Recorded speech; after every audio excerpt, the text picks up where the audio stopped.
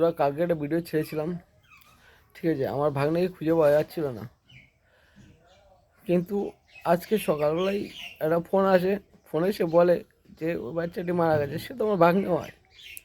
কিন্তু আমি শুনতে পেলাম, ঠিক আছে, এখনও কনফার্ম না, শুনতে পেলাম যে ওর দাদু, ওর ঠাম্মি আর ওর জেঠিমা মিলে, তিনজন মিলে বাচ্চাটাকে মার্ডার করেছে।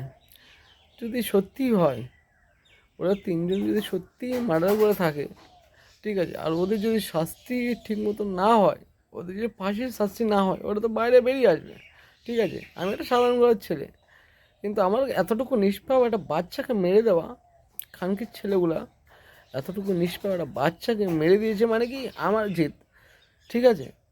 খানকির ছেলে যদি সঠিক শাস্তি না হয়, যদি তাড়াতাড়ি বেরিয়ে আসে, আমি মেরে দেবো ওরা খানকির ছেলেগুলোকে, আমি মেরে দেবো।